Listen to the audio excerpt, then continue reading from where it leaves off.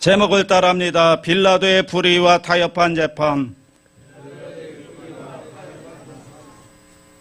오늘 본문은 숨겨진 하나님의 절대의 권세의 요구를 거부하고 눈에 보이는 세상의 작은 권력에 집착하는 한 사람의 모습을 보여줍니다. 그 사람이 바로 본디오 빌라도입니다. 여러분, 예수님의 십자가를 지시기 전에 두 번의 법정을 거친다고 했죠. 유대인의 종교 법정인 가야바의 법정을 거치고 또 하나는 로마의 정치 법정인 빌라도의 법정을 거치게 됩니다. 오늘 본문은 빌라도의 법정에서 이루어지는 일인데, 빌라도가 왜 예수님을 십자가에 못 박게 내어 주었는가 하는 과정을 아주 자세하게 묘사하고 있습니다. 빌라도는 알았습니다.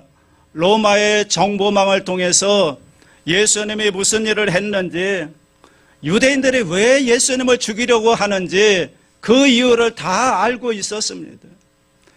그리고 또 유대인의 왕이라고 하는 예수님이 말하는 왕의 개념은 정치적인 개념이 아니라 영적인 개념이라는 것을 알았고, 또 예수님은 죄가 없다는 것을 분명하게 인식하고 있었습니다. 그래서 그가 이렇게 선포를 하는 겁니다. 요한복음 18장 38절입니다. 다 같이 읽습니다. 시작. 나는 그에게서 아무 죄도 찾지 못하였노라. 예수님에게는 죄가 없다 선포를 한 겁니다. 자, 재판에서 죄가 없으면 어떻게 하면 됩니까? 네, 그래요. 무죄 선고를 확정하고 풀어주면 되는 겁니다. 군중들을 흩어보내면 되는 겁니다.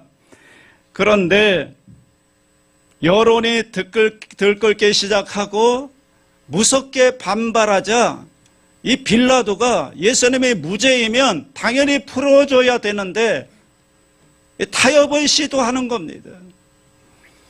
19장 6절도 보십시오. 19장 6절 시작.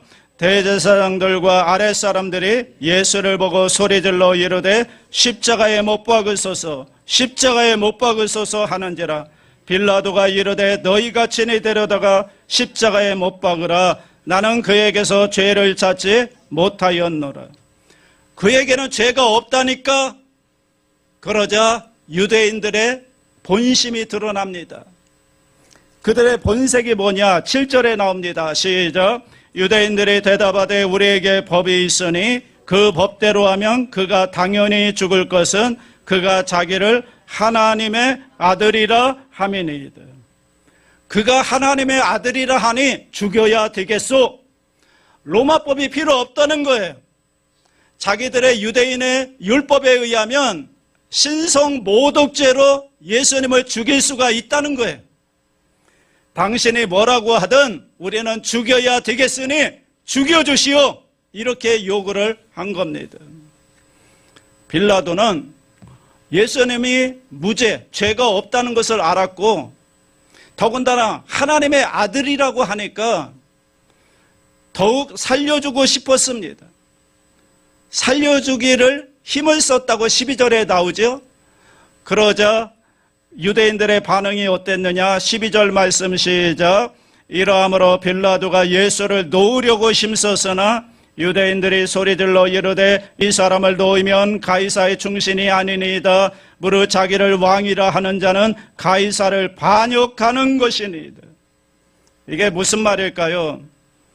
당신이 황제, 로마의 황제 가이사에게 반역하는 자칭 유대인의 왕이라고 하는 예수를 풀어주면, 무마해 준다면 당신도 빌라도도 반역자라는 거예요. 그렇게 나온다면 우리가 이 상황을 황제 가이사에게 고소를 하겠다는 거예요.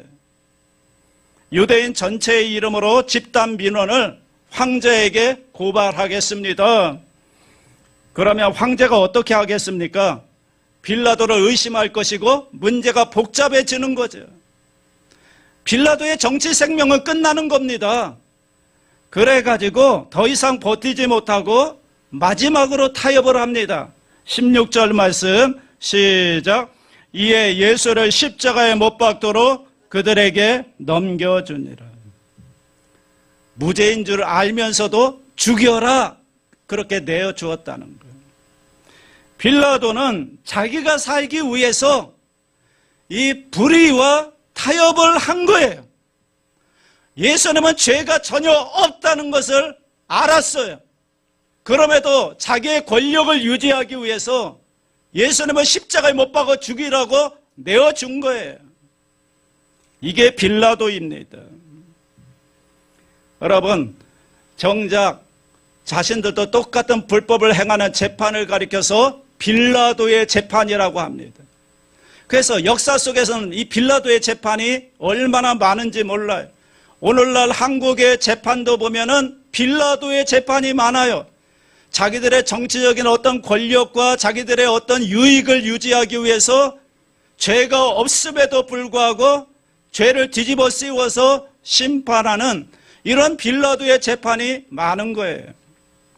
자, 그렇다면 여러분, 이 유대인들과 빌라도 중에서 누가 더 나쁜 사람일까요? 자, 예수님을 넘겨준 유대인들의 죄와 죄가 없음에도 불구하고 죄 십자가에 내어준 빌라도 중에서 누가 더 나쁜 사람일까요? 둘 다 나쁘죠. 그러나 11절에 보시면 이렇게 나옵니다. 11절 시작. 예수께서 대답하시되 위에서 주지 아니하셨더라면 나를 해할 권한이 없었으리니 그러므로 나를 네게 넘겨준 자의 죄는 더 크다 하십니다. 본디오 빌라도의 죄도 크지만 유대인들의 대표인 가야바의 죄는 더 크다, 그런 얘기입니다. 자, 그런데 이상한 것은 왜 성경에 보면 예수님이 본디오 빌라도에게 고난을 받았다고 선포하느냐는 거예요.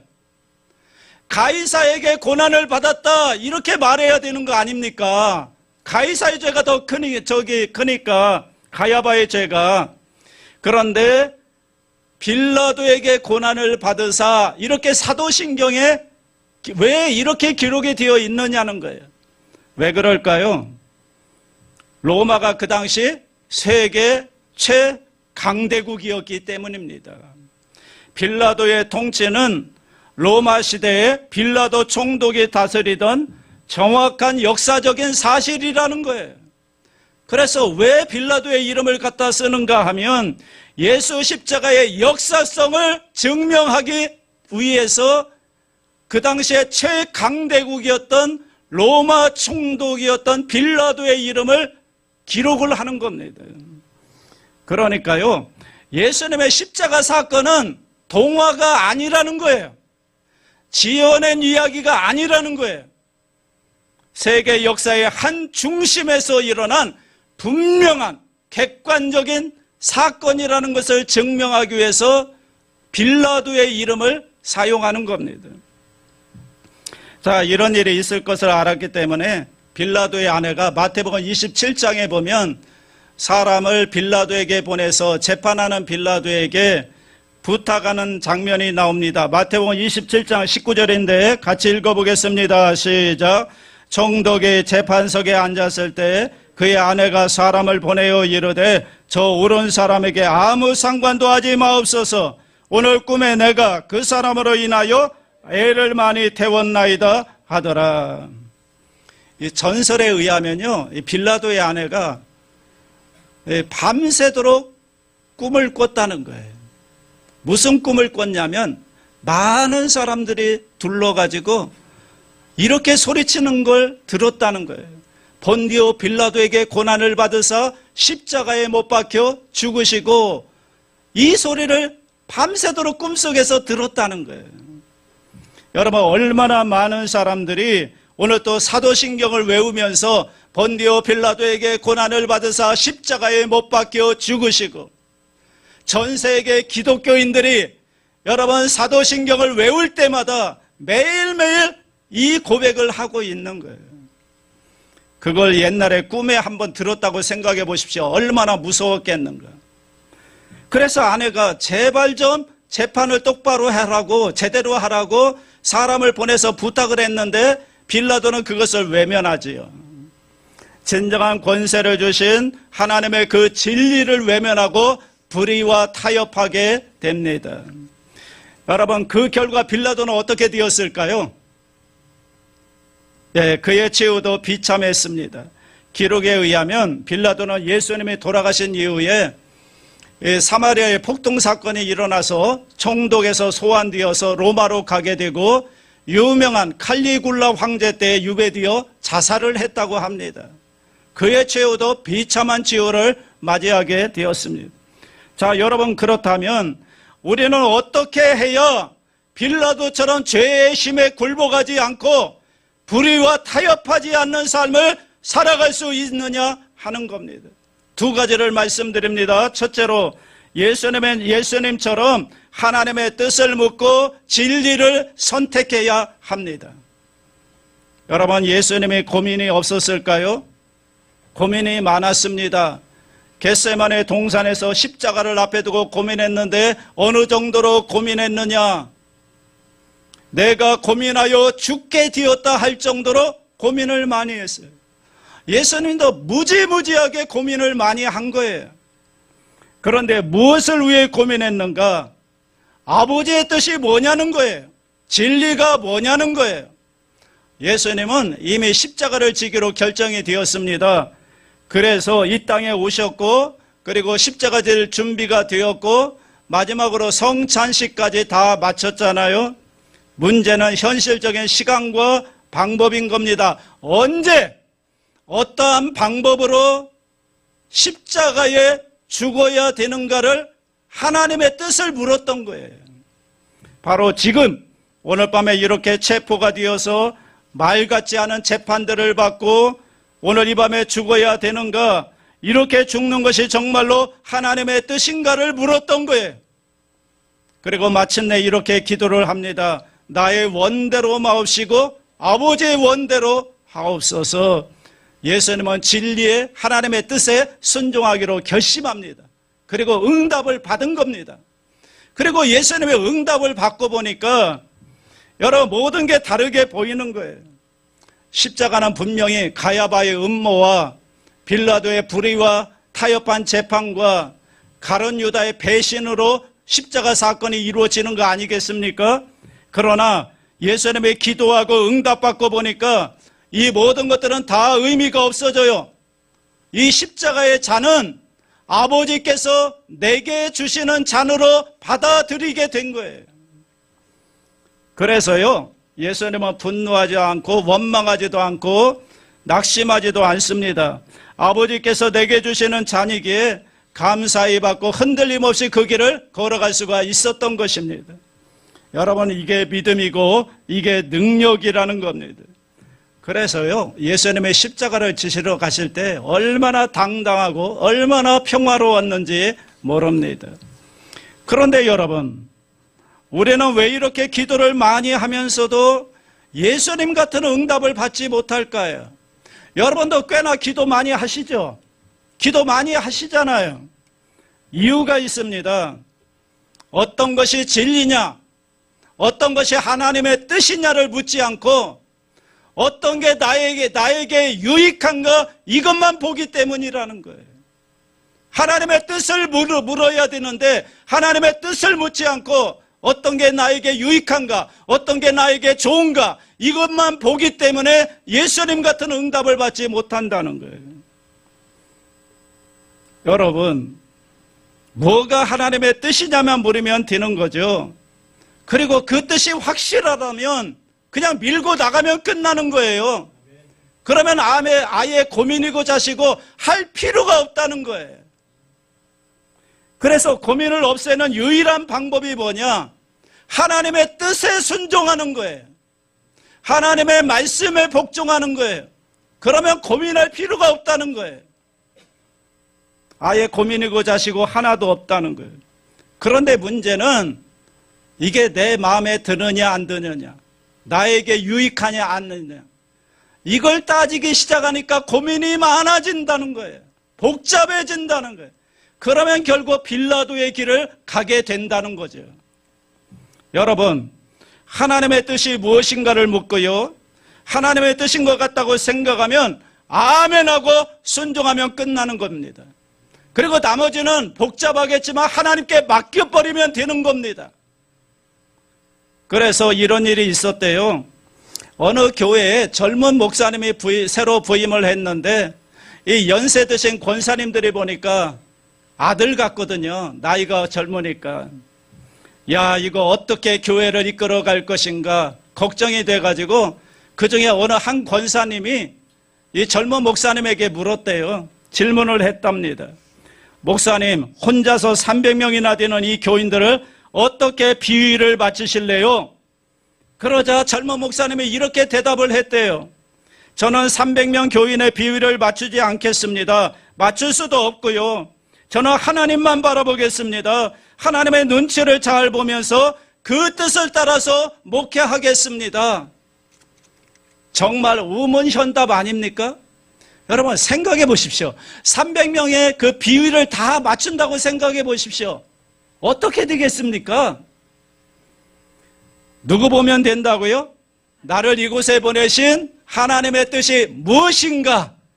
그것을 알고 그 눈치만 보면 끝나는 겁니다. 그리고 나머지는 복잡하겠지만 하나님께 맡기면 된다는 거예요. 그러면 끝나는 거예요. 그래야만 믿음의 길을 걸어갈 수 있다는 것입니다. 아멘입니까? 자, 두 번째, 손해가 오더라도 끝까지 진리를 따라가는 것이 복된 길이라는 거예요. 빌라도는 진리와 거짓 사이에서 여러분 갈등했던 인간이죠. 여러분 잘 들으십시오. 진리는요, 타협과 흥정의 대상이 아니라는 거예요. 하나님의 말씀은 타협의 대상이 아니라는 거예요. 하나님의 말씀은, 진리는 여러분 둘 중에 하나예요. 복종할 것이냐 거역할 것이냐, 둘 중에 하나를 택하는 거예요. 여러분 예수님을 따를 것이냐 세상을 따를 것이냐, 하나님의 말씀을 따라갈 것이냐 나의 유익을 따라갈 것이냐 선택을 하는 거예요. 여러분 신앙은 결단입니다. 믿으려면요 확실하게 믿고요, 믿지 말려면, 안 믿으려면 믿지 마십시오. 믿으려면 제대로 믿고 안 믿으려면 믿지 마십시오. 뭐 이것도 아니고 저것도 아니고 그게 뭡니까? 여러분 제대로 믿으려면요 일단은 진리의 말씀을 따라가야 돼요. 진리의 말씀을 따라가다 보면 세상에서 손해볼 수도 있어요. 어려운 일을 당할 수도 있어요. 불이익을 당할 수도 있어요. 그러나 중요한 것은요 하나님 앞에 바로 서는 거예요. 그러면 하나님이 책임져 주시는 것입니다. 믿습니까? 여러분 저와 여러분 성도 맞습니까? 성도 맞습니까? 성도에게 여러분 반드시 공격이 들어옵니다. 예수 믿고 늘 만사형통한 게 아니라는 거예요. 여러분 어떻게 하든 마귀는요 우리를 넘어뜨려서 지옥 보내려고 공격을 하는 거예요. 믿는 성도들을 공격하는 거예요. 그래서 마귀는 계속해서 속삭입니다. 그렇게 정직하게 살면 손해봐. 세상에서는 적당히 타협해야 성공해. 말씀대로만 살면 뒤처져. 여러분 이렇게 마귀가 속삭일 때 그때 우리는 무엇을 붙들어야 합니까? 하나님의 말씀을 붙들어야 하는 줄로 믿습니다. 여러분 흔들릴수록 말씀을 붙들어야 돼요. 유혹이 다가올수록 말씀을 더욱 붙들어야 돼요. 여러분 하나님의 말씀을 붙드는 사람은요 처음에는 손해보는 것 같아요. 처음에는 바보 같아요. 그런데 결국에는 하나님이 책임지시고 복되게 만들어주세요. 시편 1편이 일맥상통하는 말씀입니다. 시편 어떤 사람이 제일 복 있는 사람이라고 말합니까? 우리 함께 읽어봅니다. 시작.